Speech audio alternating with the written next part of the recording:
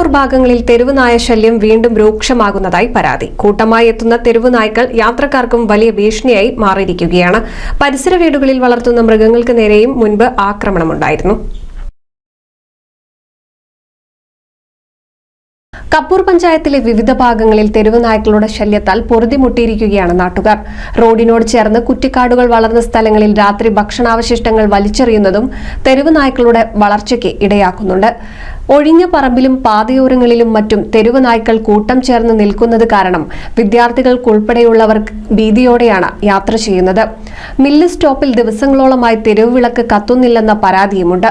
ഈ ഭാഗങ്ങളിൽ ഇരുചക്ര വാഹനങ്ങളിലേക്ക് പലപ്പോഴും നായ്ക്കൾ വട്ടം ചാടുന്നതിനാൽ അപകടങ്ങൾക്കും വഴിവെക്കുന്നുണ്ടെന്നും വ്യാപാരികൾ പരാതിപ്പെട്ടു. നമ്മുടെ മില്ല് സ്റ്റോപ്പിൽ നിലവിലൊരു ലൈറ്റ് ഉണ്ടായിരുന്നു, ഒന്നല്ല 2 ലൈറ്റ് ഉണ്ടായിരുന്നു.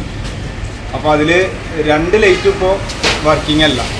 അത് കാരണം നാട്ടുകാർക്കും വാഹനങ്ങൾ വരുന്നവർക്കും വളരെയധികം ബുദ്ധിമുട്ടാണ്. തെരുവുനായ്ക്കൾ രൂക്ഷമായിരിക്കുന്ന ഈ സമയത്ത് നിരന്തരം വാഹനങ്ങൾക്ക് മുന്നിൽ നായ്ക്കൾ ചാടിയിട്ട് അപകടങ്ങൾ പതിവാകുകയാണ്. എത്രയും പെട്ടെന്ന് നമ്മുടെ ഈ ലൈറ്റ് പഴയ രീതിയിൽ പുനഃസ്ഥാപിക്കണമെന്നാണ് ഞങ്ങൾക്ക് പറയാനുള്ളത്. തെരുവുനായ്ക്കളെ നിയന്ത്രിക്കുന്നതിന് അധികൃതരുടെ ഭാഗത്തു നിന്നും നടപടികൾ കാര്യക്ഷമമല്ലെന്നാണ് നാട്ടുകാരുടെ ആക്ഷേപം. NCV news, Thrithala.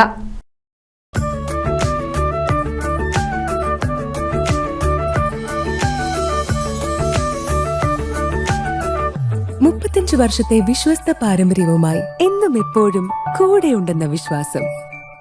Basit wedding mall, Basith arcade, Poonkottukulam, Tirur.